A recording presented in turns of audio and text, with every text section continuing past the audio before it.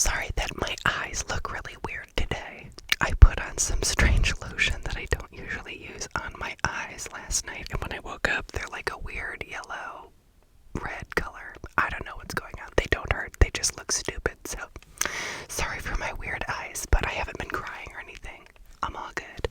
Okay, anyway, please like, subscribe, share, and enjoy. Let's get started. Last weekend, my wife and I took our 2 sons out camping, along with my oldest son's girlfriend, into the woods. We were camping for the full weekend. It was a fun time, but the last night, I woke up with an urge to go check out our surroundings. I felt uneasy. I woke up and noticed my sons weren't in their tents. I started walking, calling their names, and they were on the trail ahead. They also said that they had an urge to come out. We were a little ways down the trail, and the water was about half a mile ahead. We kept walking and just talking now that we were up.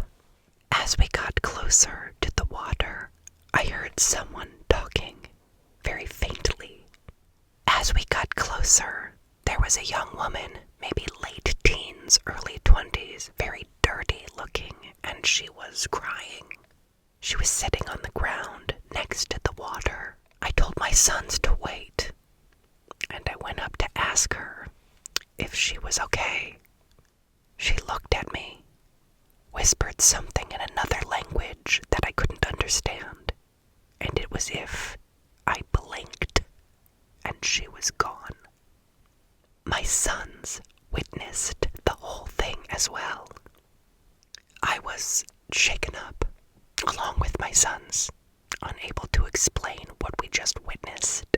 To be honest, I'm a skeptic, and I wasn't even sure what I had witnessed was paranormal, even though there was no other way to explain it. We left early the next morning, and there was no signs of anyone else out there with us. I had been having dreams of this girl since I had seen her 2 nights after we got back. The house felt freezing, even though the temp was at 75 degrees, and everyone felt it. Our dog was acting really weird, jumpy, less friendly. I didn't think anything of it, and didn't even think it could be paranormal, but a few nights after we got back, my wife and I started hearing footsteps in the hallway. Assuming it was the kids, we didn't check at first. Then, when they didn't stop and it sounded like it was only going up and down the hallway, I checked it out and no one was there.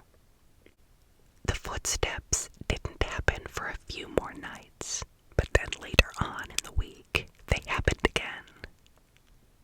Then Saturday night, my son's girlfriend woke up and was screaming because she said there was a young girl staring at my son, her boyfriend, next to his side of the bed, and then was gone within seconds. Her description matched what we had seen in the woods. I've been Googling the area we camped at and finding nothing that matches what we've seen. I've been researching nonstop and have finally come to Reddit. Haha. Any advice? Spooky, spooky, spooky. I think you ran into a spirit of a troubled girl that lured you out there to find her. And something about you made her attached to you, and perhaps you brought her back home with you. That's what I'm thinking. Thank you for your story. Next. For context, I live in a small, older town in northern Scotland, quite far from the city or a bigger town. We have mountains next to the town, which always make it a bit shaded. There's a little path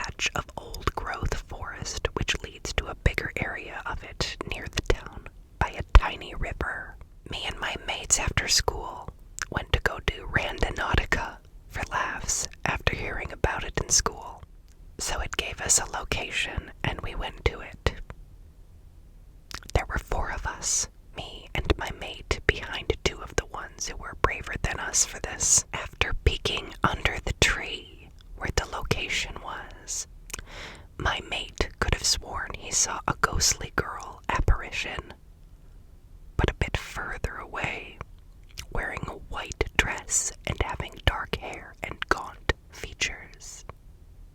This was at sundown today, by the way, so he quickly told us to book it, and me and my mate followed him back to the town, not stopping.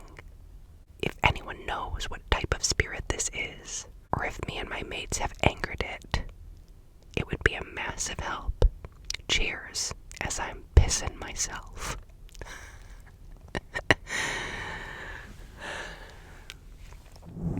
It sounds to me like you're into the lady in white.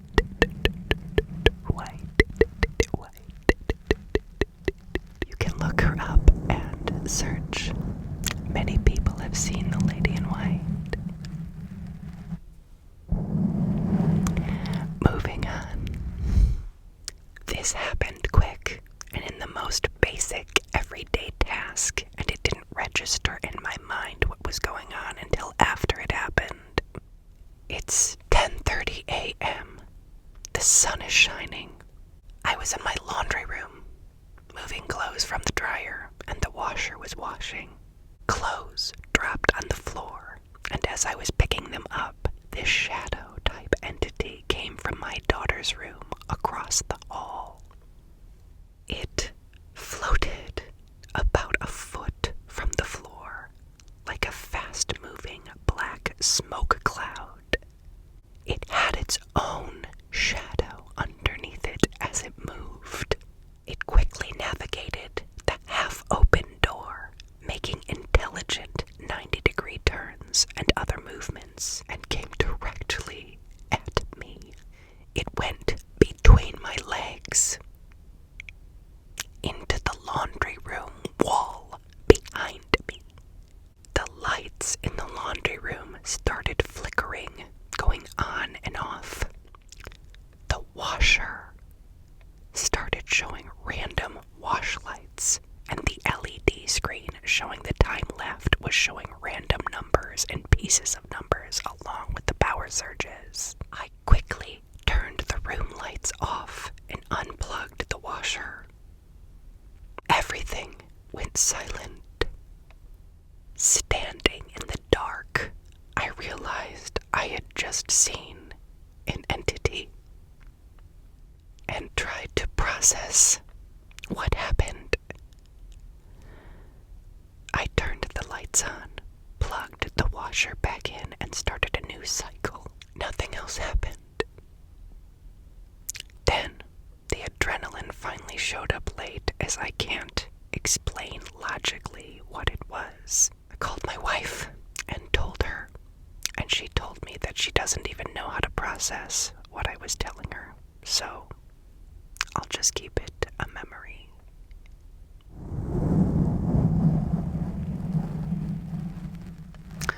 Well, sounds like another good reason to not do laundry, folks.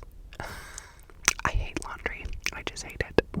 We have a ridiculous amount. Anyway, that is a terrifying story. I absolutely believe that this happened to you, and I'm sure you're terrified to just even go in there. I can't imagine.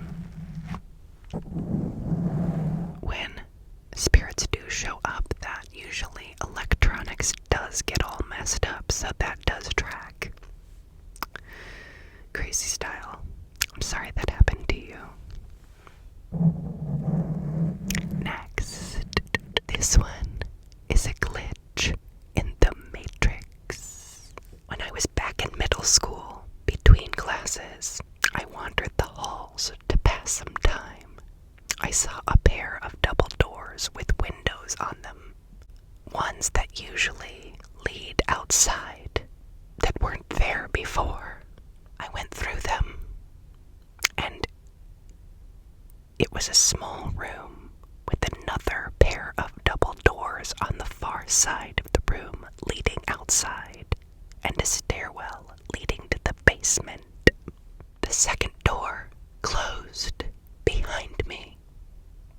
was like all the sound outside the room had vanished. The door at the bottom of the stairs was metal with rust and graffiti all over it, but I paid it no mind. I knew I was going to be late for class, so I left. Later, I went back because I was curious, and the room was gone. I asked around, and no, there was only one way into the basement. And that stairwell was not it. It messed me up so much that they let me see the blueprints of the school. All it showed was a solid wall where those doors were. To this day, I wonder what would have happened if I had went through the door at the bottom of those stairs. That is so glitchy.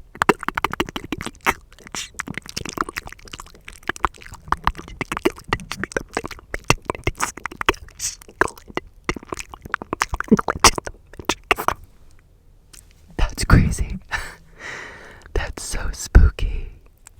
I love things like that, actually. Just totally unexplainable. Like, you just, open the door to another dimension and have no idea where it went. That's just nuts, and I love it. Next. This happened a few days ago. Right now, I'm living in a small Nebraska town with a small community hospital. I was visiting a friend in the ER. They were in a double room, and I needed to use the bathroom, but it was in use by the other patient, so I asked a nurse where another bathroom was. She pointed down the hall and said, "Take a right at the end and it will be the third door on the right." Cool. So I trotted down there and took a right and noticed an old woman sitting in a blue wheelchair trying to go into a room. All I could see was the back of her head barely poking over the top of the back of the wheelchair, and her arm reached out, grabbing the door handle. I froze right there.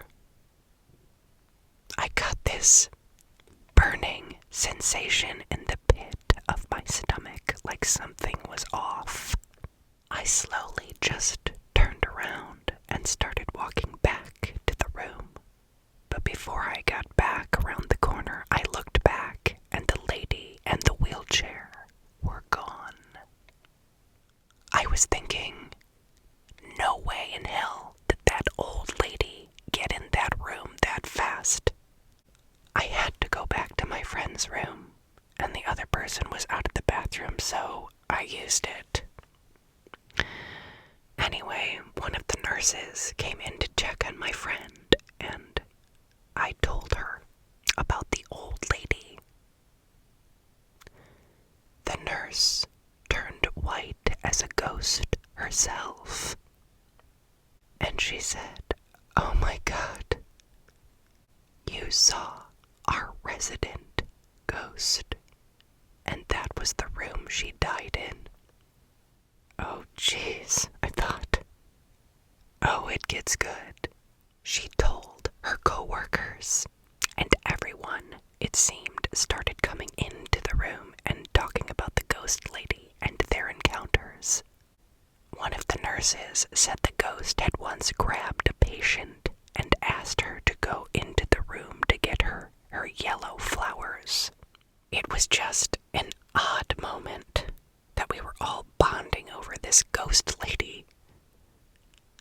Another nurse said that she had died of cancer and was waiting on her son to visit, but he never showed. We pretty much all agreed that she was waiting still for her son to visit. Yeah, that made me pretty damn sad. Poor lady. Wow, that's really cool and crazy and scary and sad. was hanging out at my friend's house, which was a pretty large house. I was sitting in the living room when I saw my friend wearing gray shoes, black shorts, and a white t-shirt going up the stairs to the second story. And I followed him up there, just for him to not be up there. And when I went to the kitchen, I saw my friend wearing a gray raincoat, jeans, and blue shoes. Later, in 2021, when I left my room at my dad's house, I saw my dad hanging up a bedsheet over the window. He was wearing a white t-shirt, black shorts, and gray shoes. I said hi to him when I passed, but I didn't hear or see him react. Well, when I went downstairs, I saw my dad in jeans, with no shoes and a white shirt laying on the couch. And when I went back upstairs, I didn't see my dad there, though the bedsheet that he was putting up was still up. This is probably the weirdest thing that I've ever experienced in my life. 2 doppelgangers copying 2 different people in completely different places, multiple years apart, wearing the exact same clothes.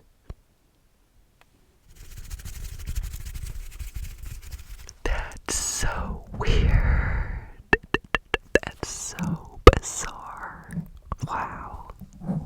A double doppelganger situation. You're the lucky one, I guess. You got 2 for 1 experience. Okay. Thank you for your story.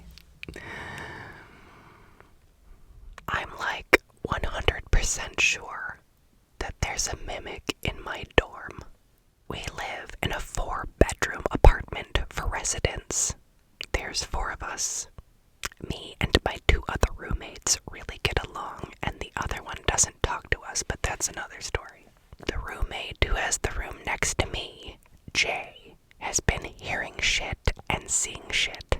About maybe 2 months ago, I spent the weekend at my girlfriend's farmhouse, 3 hours away. And while me and my girlfriend were spending the night, I heard something. Essentially, my girlfriend is asleep, and I'm still awake, staring at the ceiling. I'm about to drift off when I hear a creepy, tiny voice say my girlfriend's name. My first thought is, well, at least it's not talking to me. And then it says my name and proceeds to say, I know you're awake. As scared as I am, I chalk this up to me having a very hyper-realistic nightmare. And I close my eyes and I just try to ignore it.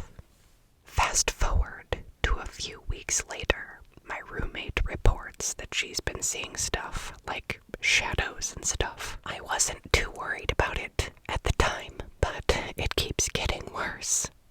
She recently reported hearing me talk when I'm not home. The first example was a few weeks ago. She texted me saying, "Hey, you home?" In which I responded, "No, I've been in class all day. Why, what's up?" She then informed me, "I just heard you knock on my door and call my name." Which, again, is scary as fuck, because I was very much not home. Fast forward to today. Jay texts our roommate group chat to ask who hasn't been refilling the water filter.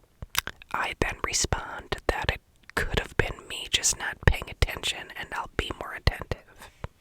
She then asks, "Hey, you're home right now, right?" And, of course, no, I'm not.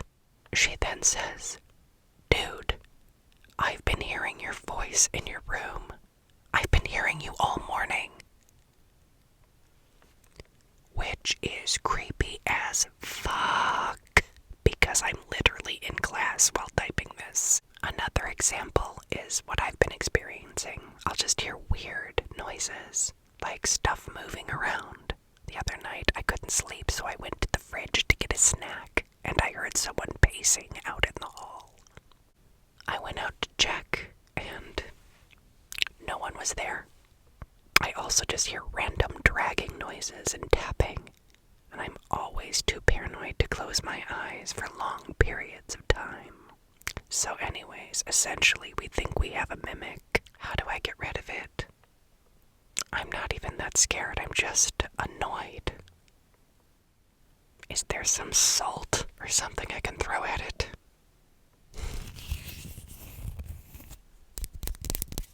Well, it's definitely a mimic. Absolutely. I'm pretty sure just throwing salt at it isn't gonna do the trick though, so I'm not sure what to tell you to do. But yeah, that's unfortunate because I don't think those are so easy to get rid of actually.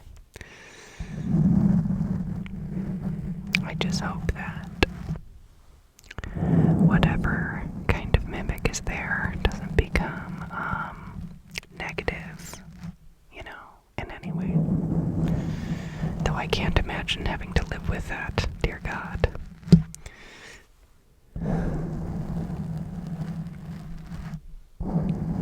Okay. Now here's a special story. I came across this and I thought, oh my God, this just gives me chills because this was on the news and in the newspaper in the Indiana Star, I believe. So I'm going to read you the article. This is about demonic possession, so if this isn't your jam, now would be the time to get up on out of here. Okay? Because this is a true story. It's one of the craziest ones I've ever heard. So here we go. This story also has pictures that go along with it that I will attach at the end of the story so that you can see the different things that we refer to in the story, etc. Here we go. In November 2011, the Amons family moved into a rental house on Carolina Street in Gary, Indiana, a quiet lane lined with small one-story home. Big black flies suddenly swarmed their screened-in porch in December despite the winter chill. This is not normal, Amons' mother, Rosa Campbell, remembers thinking. We killed them and we killed them and we killed them and they just kept coming back.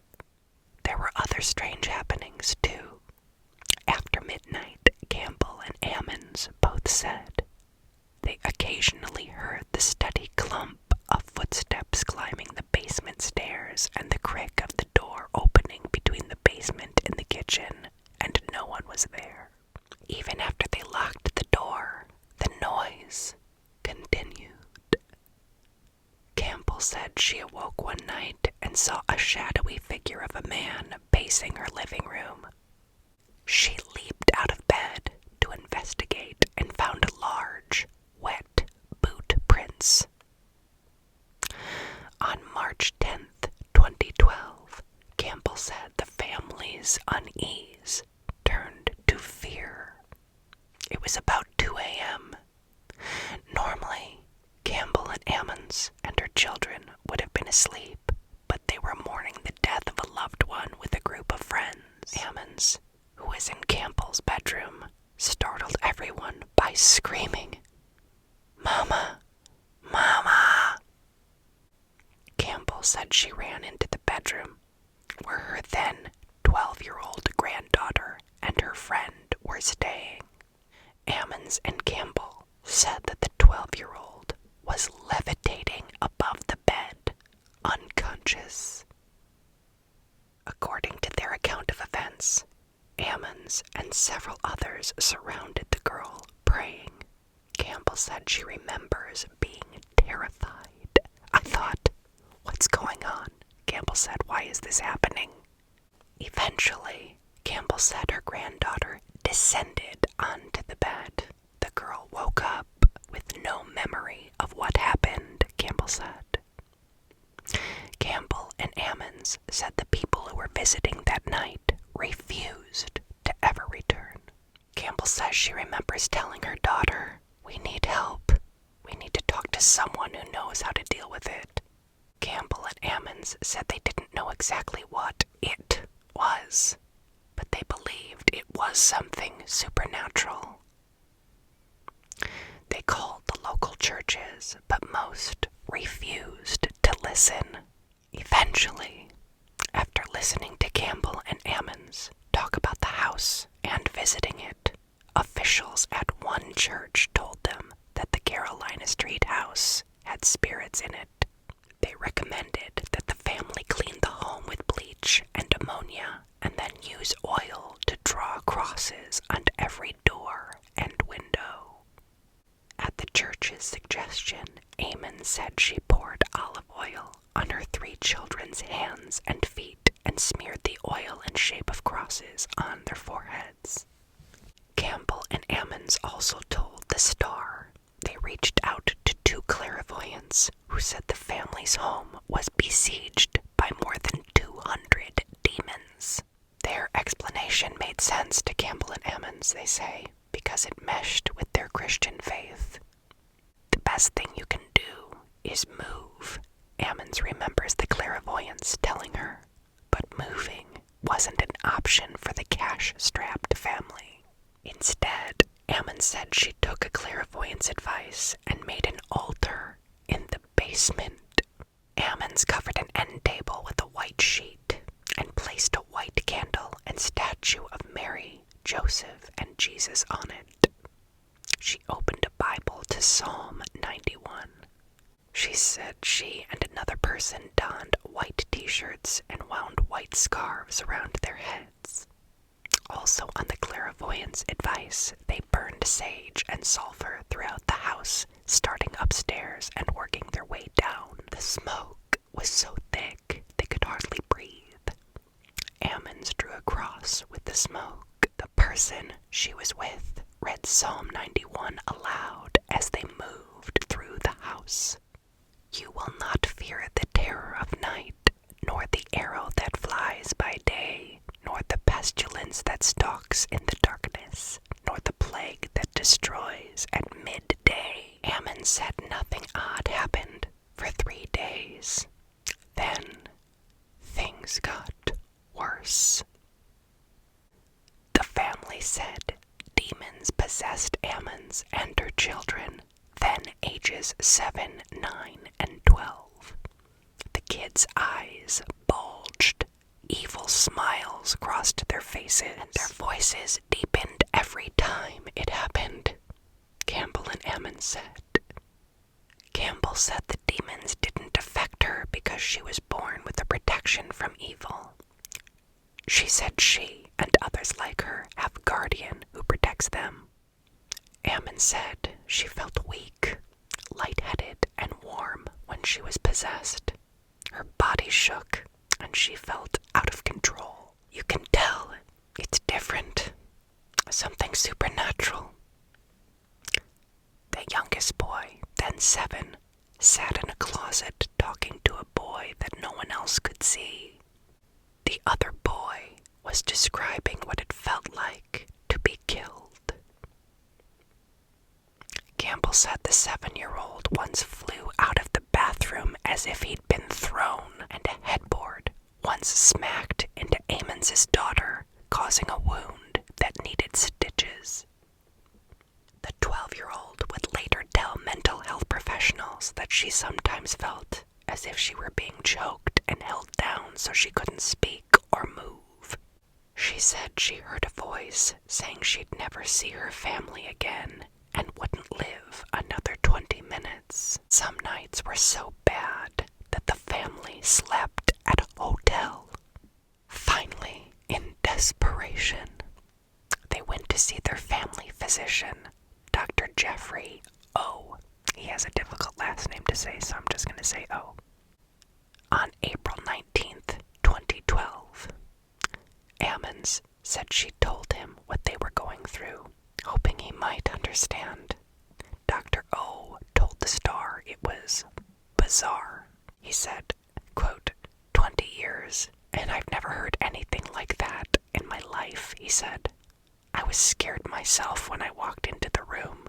He said he would not speak in more detail unless Ammons had psychiatric clearance for the waiver of confidentiality she had signed.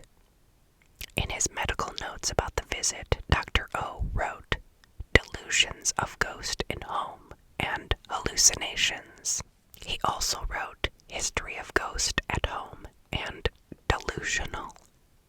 What Ammons and Campbell say happened next also was detailed in the DCS report of the family case manager's interview with medical staff. Chaos erupted. Campbell said that Ammons's son cursed Dr. O in demonic voices, raging at him. Medical staff said the youngest boy was lifted and thrown into the wall with nobody touching him. According to the DCS report, the boys abruptly passed out and wouldn't come to, Campbell added. She cradled one boy in her arms, and Ammons held the other. Someone from the doctor's office called 911. Dr. O said 7 or 8 police officers and multiple ambulances showed up. Everybody was there. They couldn't figure out exactly what was happening, he recalled. Police and emergency personnel took the boys to the Methodist Hospital's campus in Gary, Indiana. Ammons said the hospital personnel laughed at her desire to anoint her sons in olive oil. I couldn't talk to them, she said, so I talked to God. The boys woke up in the hospital.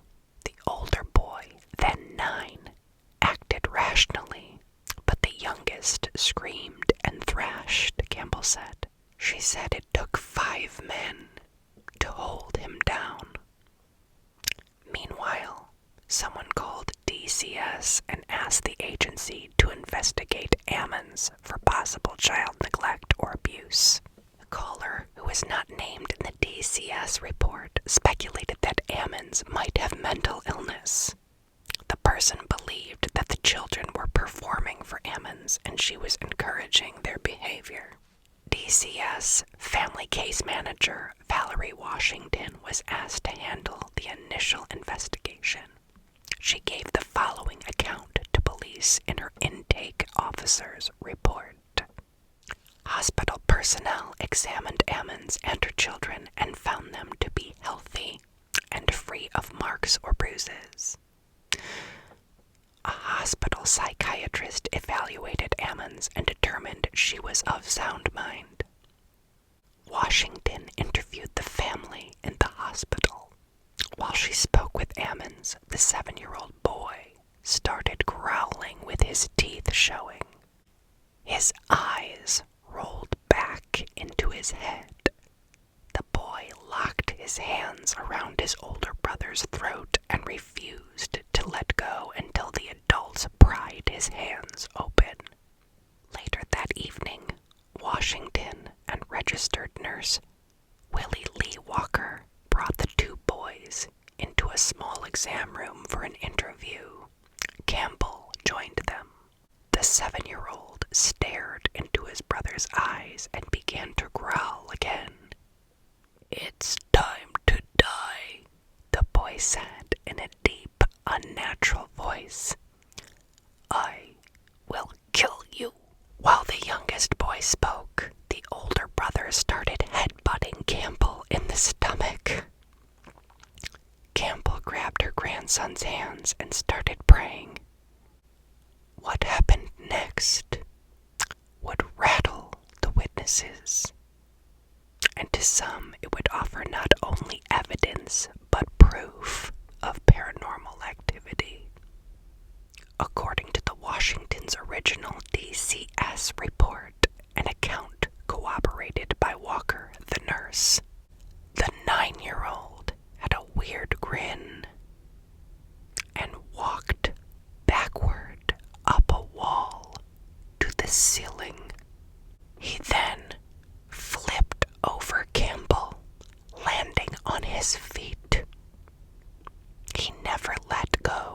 his grandmother's hand. Quote, he walked up the wall. He flipped over her and stood there, Walker told the Star. There's no way he could have done that. Later, police asked Washington whether the boy had run up the wall as well as performing an acrobatic trick. No, Washington told them. She said the boy, quote, glided backward on the floor, wall, and ceiling, according to the police report. Washington did not respond to the Star's request for comment, but she told police she was scared when it happened and ran out of the room. As for Walker, Washington said, he ran out of the room with me. Quote, we didn't know what was going on, Walker told the Star. That was crazy. I was like, everybody's gotta go. According to Washington's report, they told the doctor what happened. The doctor, who did not believe them, asked the boy to walk up the wall again. Walker said he told the doctor that he doubted the boy could repeat the feat. Quote, this kid was not himself when he did that, Walker said. The boy said he didn't remember what happened and couldn't do it, according to Washington's report. Walker, who said he previously believed in demons and spirits, thought the boy's behavior had some demonic spirit to it, but was also the result of mental illness. A police report quoted Washington saying she believed there could be an evil influence affecting the family. Ammon said she spent the night at the hospital with her 7-year-old son while Campbell took Ammons's daughter and older son to a relative's home in Gary. The next day was Ammons's youngest son's 8th birthday. Ammon said DCS officials asked Campbell to bring the older children back to the hospital, presumably to talk more about what happened. The family celebrated the boy's birthday by singing and eating a miniature cake. Then, Ammons said Washington told them the children wouldn't be going home. DCS took the emergency step of taking custody of the children without a court order. Quote, all of the children were experiencing spiritual and emotional distress, Washington wrote in the DCS form. Ammons told the Star that she and her children cried because they didn't want to be separated. Quote, we'd already been through so much and fought so hard for our lives, she recalled. It was obvious we were a team and we were beating it, whatever we were fighting. We made it through it together as a team, and they separated us. The Reverend Michael Maginot was leading Bible study in his living room the morning of April 20th, 2012, when he received a call from the hospital chaplain. Maginot had been the priest at St. Stephen Martyr Parish in Maryville for more than 10 years, but had never received a request like this one. The chaplain asked him to perform an exorcism on Ammon's 9-year-old son. Maginot agreed to interview the family after the Sunday Mass a few days later. The first step, Maginot said, was ruling out natural causes for what Ammons and her family said they were experiencing. He visited Ammons and Campbell in the Carolina Street home, April 22nd, 2012. For 2 hours, Ammons and Campbell detailed the phenomena for him. Then, Campbell interrupted the interview to point out the flickering bathroom light. The flickering stopped each time Maginot walked over to investigate, which he attributed to a demonic presence. Quote, it must be scared of me, he told the Star he had thought.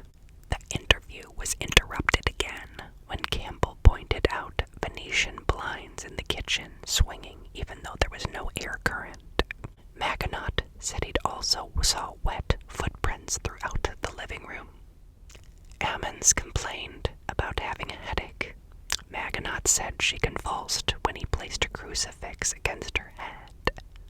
After a 4-hour interview, Maginot said he was convinced that the family was being tormented by demons. He also believed that there were ghosts in the house. Maginot blessed the house before he left, praying, reading from the Bible, and sprinkling holy water in each room. He told Ammons and Campbell to leave because it wasn't safe. They temporarily moved in with a relative. But less than a week later, the two women were back on Carolina Street to let Washington, the DCS family case manager, check the condition of the home. Washington asked the Lake County police officer to come with her. 2 other officers, one each from Gary and Hammond police departments, asked to join them out of professional curiosity. Ammons refused to go inside, but Campbell agreed to accompany the group. Ammons' kids were still in DCS custody. The main floor had 3 bedrooms, a living room, 1 bathroom, hardwood floors, and a small open-style kitchen. A door in the kitchen led to the basement with concrete floors. Directly under the stairs was a dirt floor. The concrete around it was jagged as though it had been broken. The makeshift altar Ammons had created was still in place, along with the rings of salt she had poured against the basement walls to dissuade the demons, according to a Hammond Police Department report. Campbell told the officers that demons seemed to emanate from beneath the stairs. Austin, the Gary police captain, was one of those officers. He later told the Star he believed in ghosts and the supernatural, but he said he didn't believe in demons. Austin said he changed his mind after visiting the Carolina Street house. During the interview with Campbell, one of the officer's audio recorders malfunctioned, according to Austin and Hammond police records. The power light flashed to indicate the batteries were dying, even though the officer had placed fresh batteries in the recorder earlier that day. Another officer recorded audio, and when he played it back, he heard an unknown voice whisper, "Hey," according to the Lake County police records. That officer also took photos of the house, and in one photo of the basement stairs, there was a cloudy white image in the upper right-hand corner. When an officer enlarged the photo, that cloud appeared to resemble a face. Lake County police records state.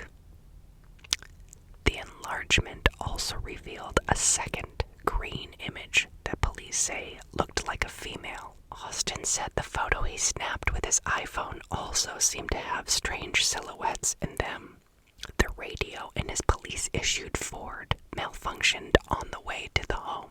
Later, Austin said the garage in his Gary home refused to open even though the power was on everywhere else. Austin said the driver's seat in his personal 2005 Infiniti also started moving backward and forward on its own.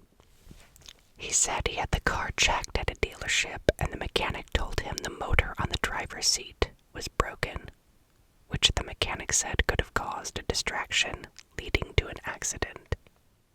Maginot said he needed other priests to give him the ritual for a minor exorcism, which does not require church approval. The priests he consulted told him to look it up on the internet. He said he did an intense blessing on the Carolina Street home to expel bad spirits. The same day, Maginot performed a minor exorcism on Ammons. The ritual consisted of prayers, statements, and appeals to cast out demons. The 2 police officers and the DCS family case manager attended the ritual. After the minor ritual, Maginot told Ammons to look up the names of demons that were tormenting her. Each demon had a name and personality, Maginot said. "A name has power," the priest added, and he planned to use those names to fight the demons during the exorcisms. Ammon said she and a friend looked up the demons' names online by searching for demons that represented the problems the family had been having. The computer kept sick, lightheaded, but she said they found names that fit. One such name was Beelzebub, Lord of the Flies, Ammon said. They also said they found names of demons that torture and hurt kids, which she felt explained what happened in the Carolina Street house.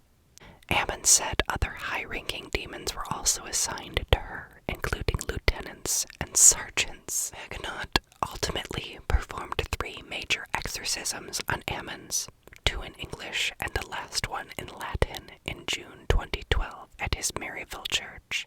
During each, Maginot said he praised God and condemned the devil. He pressed a crucifix against Ammons' head as he spoke. I cast you out, unclean spirit, along with every satanic power of the enemy, every specter from hell, and all your fell companions.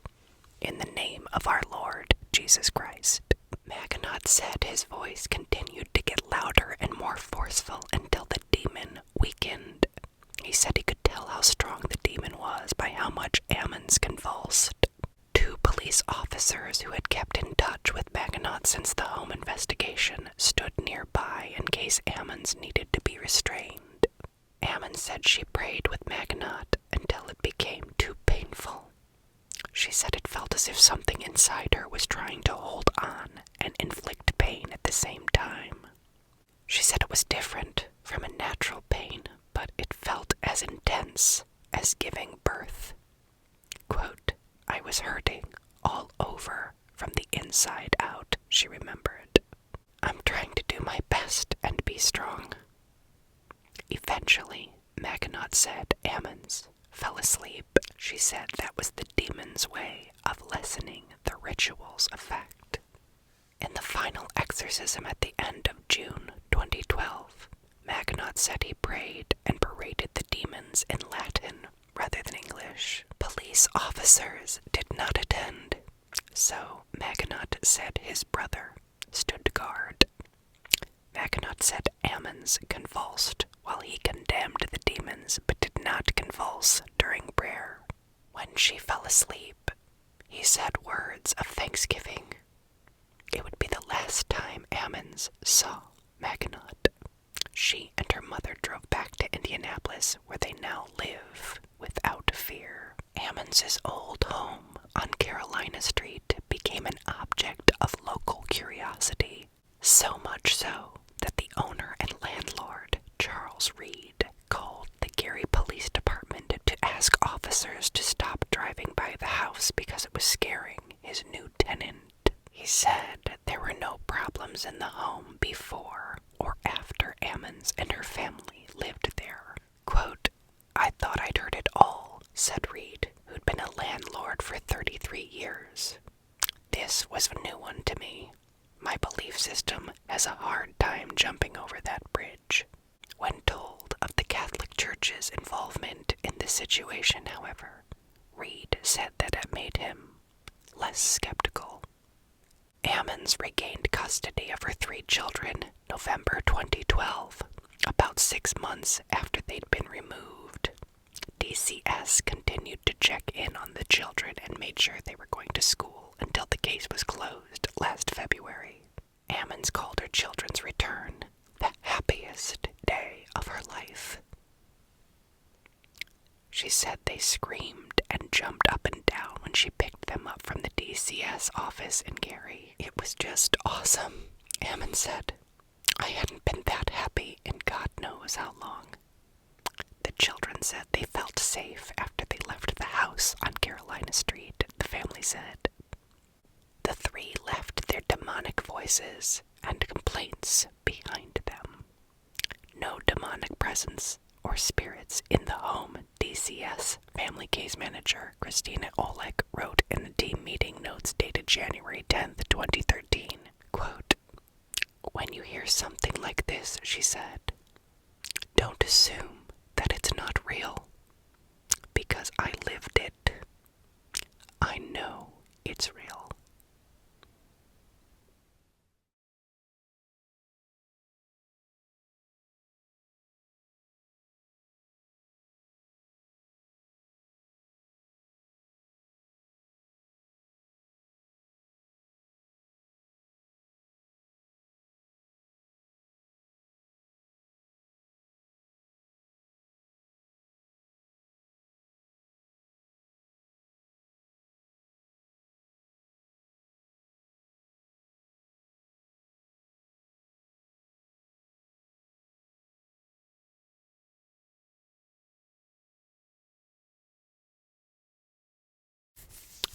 just